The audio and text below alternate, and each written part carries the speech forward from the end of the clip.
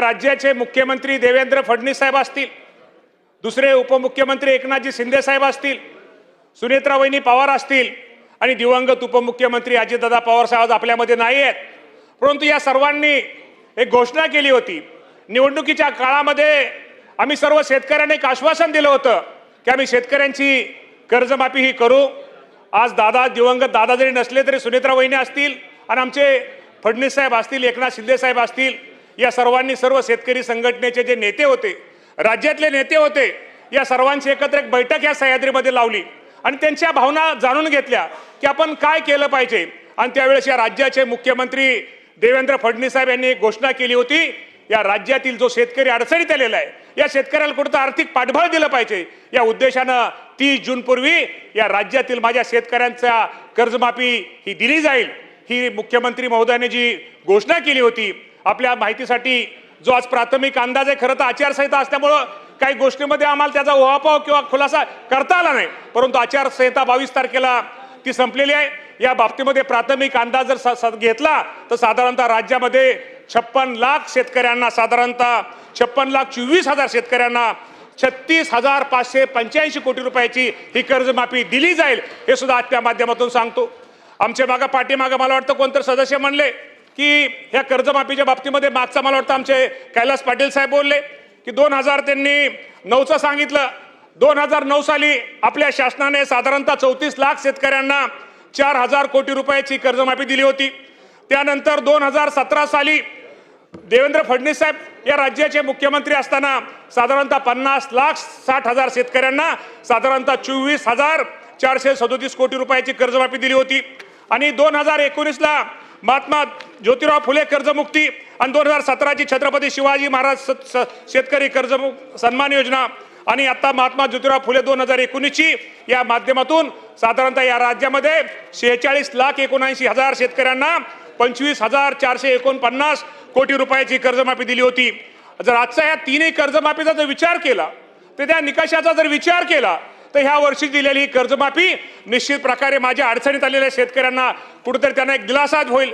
आणि अजूनही त्यामध्ये काय सूचना आहेत, त्यामध्ये अजूनही अडचणी आहेत, लोकप्रतिनिधीच्या काय सूचना आहेत, शेतकरी संघटनेच्या सदस्यांच्या शेतकऱ्यांच्या काय सूचना आहेत, त्यामध्ये राज्याच्या मुख्यमंत्र्यांनी एक आपल्या सगळ्यांना एक आश्वासित केलेलं आहे की या बाबतीमध्ये निश्चित प्रकारे यामध्ये तुमच्या ज्या सूचना आहेत त्याचा समावेश करून माझ्या जास्तीत जास्त शेतकऱ्यांना याचा कसा लाभ होईल यासाठी निश्चित प्रकारे भविष्यामध्ये आपण निश्चित त्यामध्ये सुधारणा करून माझ्या शेतकऱ्यांना कर्जमाफी दिली जाईल.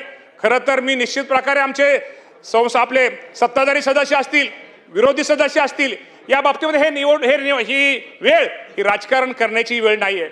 ही कुठेतरी शेतकऱ्याला मागच्या वर्षी तुम्हाला माहिती आहे, गेल्या वर्षी अतिवृष्टी झाली. आज शेतकरी अतिवृष्टी निस्ती झाली नाही, शेतीचं तर नुकसान झालंच, पिकाचं तर नुकसान झालं, अक्षरशः शेती खरडून वाहून गेली.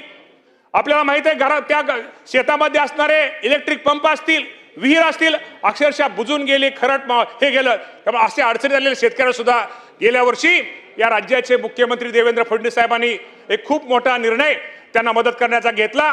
त्याप्रमाणे अनेक शेतकऱ्यांना साधा आपण 20,000 कोटी रुपयापर्यंत मदत केली आहे. अजूनही काही लोकांच्या अजून काय बाकी येणं एक आहे, त्याही बाबतीमध्ये हे सरकार हे निश्चित प्रकारे माझ्या त्या शेतकऱ्यांना मदत करण्याचा प्रयत्न करतंय. शेवटी आम्ही सुद्धा शेतकरी, आज जरी शेतकरी आम्ही सुद्धा हे मंत्रिमंडळाचे आमचे सहकारी हे कोण आहेत, हे पण शेतकऱ्यांचीच मुलं आहेत. ही कुठेतरी शेतकऱ्यांची मुलं असल्यामुळे शेतकऱ्यांच्या व्यथा काय आहेत, शेतकऱ्यांच्या अडचणी काय आहेत, शेतकऱ्यांचे प्रश्न काय आहेत, कुठल्या गोष्टीचा कुठलं धोरण घेतल्यानंतर, कुठला निर्णय घेतल्यानंतर माझ्या शेतकऱ्याला मदत होईल, माझ्या शेतकऱ्याला कुठेतरी एक त्याच्या शेतीला हातभार लागेल, यासाठी आमच्या सरकारचा हा प्रयत्न चालू आहे. निश्चित प्रकारे या कामी माझ्या सर्व सदस्यांना विनंती करायची की या बाबतीमध्ये आपण सर्वांनीच यामध्ये एकत्र येऊन अजूनही तुमच्या काय सूचना असतील, तुमच्या सूचनेचा पण आम्ही समावेश निश्चित प्रकारे करू. पण ही कर्जमाफी या अडचणी झालेल्या शेतकऱ्याला आपण कुठेतरी भविष्यामध्ये निश्चित प्रकारे मदत करू. आणि खरंच आजच्या कर्जमाफीच्या बाबतीमध्ये मी निश्चित प्रकारे दिवंगत उपमुख्यमंत्री आपल्या राज्याचे नेते अजितदादा पवार साहेबांची पण आज आपल्या सर्वांना आठवण ही आल्याशिवाय राहत नाही.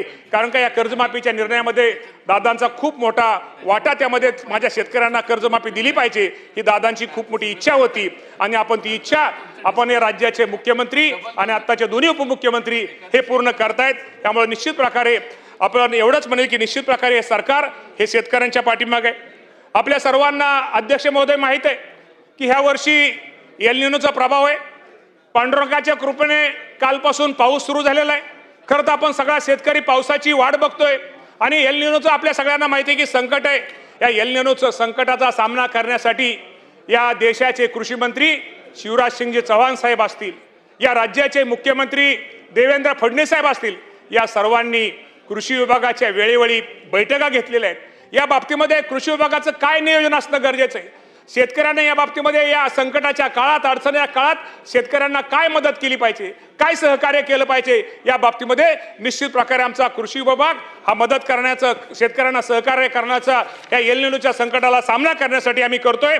निश्चित प्रकारे या बाबतीमध्ये कृषी विभागाने भारतीय कृषी अनुसंधान परिषद, त्याला आपण ICAR म्हणतो, त्याचप्रमाणे क्रीडा संस्था आणि भारतीय हवामान विभाग पुणे विद्यापीठ कृषी विज्ञान केंद्र आणि कृषी विभागातील क्षेत्रीय अधिकाऱ्यांची राज्यस्तरीय आपण कार्यशाळा आयोजित केल्या. त्यामध्ये आपण निश्चित प्रकारे आपल्या अधिकाऱ्यांना त्यामध्ये प्रशिक्षण केलं. आपल्याला माहिती आहे की एल निनोच्या पार्श्वभूमीवर विभागामार्फत उतार्याचा जी आपली जमीन आहे, त्या उताराच्या जमिनीला आपल्याला आडव्या दिशेने पेरणीचं महत्त्व हे आपण शेतकऱ्यांना सांगून BBF द्वारे पेरणी करण्याच्या सूचना आपण देण्यात आलेल्या आहेत. तसेच BBF खरेदी करण्याकरता राज्य सरकार हे अनुदान पण निश्चित प्रकारे अध्यक्ष महोदय हे राज्य सरकार देणार आहे. हवामानास अनुकूल हवामानास अनुकूल असणारी आणि थोड्याच दिवसामध्ये येणारी व कमी पाण्यात तंग धरणारे वाहनाची बियाणे ही सुद्धा आपण शेतकऱ्यांना हे कृषी विभाग आमचा उपलब्ध करून देण्याची व्यवस्था केलेली आहे. या वाहनाचा वापर करण्याकरता प्रचार आणि प्रसार करण्यात सुद्धा निश्चित प्रकारे येत आहे. एल निनोच्या व्यवस्थापनातील शेततळी आपल्याला माहिती आहे की अशी ह्या काळामध्ये जर आपण थोड्या दिवसामध्ये शेततळी जास्तीत जास्त शेतकऱ्यांना आपण त्यांना जर प्रोत्साहित केलं, शेततळ्याच्या बाबतीमध्ये जर शेतकऱ्याला आपण अनुदान देण्याचा हे केलं तर निश्चित प्रकारे त्या बाबतीमध्ये शेततळी असतील, शेततळ्याचं आस्तरीकरण असेल, सूक्ष्म सिंचनाचा वापर असेल, मल्चिंग पेपरचा वापर असेल, ह्या करण्यावर आपण निश्चित प्रकारे भर देण्याचा प्रयत्न आपला कृषी विभाग करतोय. आणि मागील 2 वर्षामध्ये जवळपास आपण सगळ्यांनी 2000 शेततळी ही बंधनं खोदण्यात आली आहेत. एल निनोच्या अनुषंगाने महाराष्ट्रातील शासनाने खरीप हंगामासाठी केलेल्या पूर्वतयारीचा आढावा निश्चित प्रकारे आपले दोन्ही केंद्राचे आपले कृषी मंत्री आणि आपले मुख्यमंत्री आणि दोन्ही उपमुख्यमंत्री निश्चित प्रकारे घेत आहेत. आणि बरं झालं की 2 दिवसापासून जाधव साहेब पावसाचं मान्सूनचं आगमन झालेलं आहे. आपण पांडुरंगाकडे अजून आता साकडं घालूया की या राज्यामध्ये सगळीकडेच नुकसान न होता एक चांगल्या प्रकारचा मान्सून निश्चित प्रकारे पडावा आणि माझा हा बळीराजा निश्चित प्रकारे सुखी व्हावा. पण आपल्या माध्यमातून मी शेतकरी बांधवांना एकच सांगतो की अजूनही शेतकऱ्यांनी जमिनीतली ओल बघून पेरणी करावी, पेरणीची घाई करू नये. साधारणतः 3-4 दिवसामध्ये चांगल्या प्रकारचा पाऊस येईल अशी आपण निश्चित प्रकारे अपेक्षा ही व्यक्त करूया.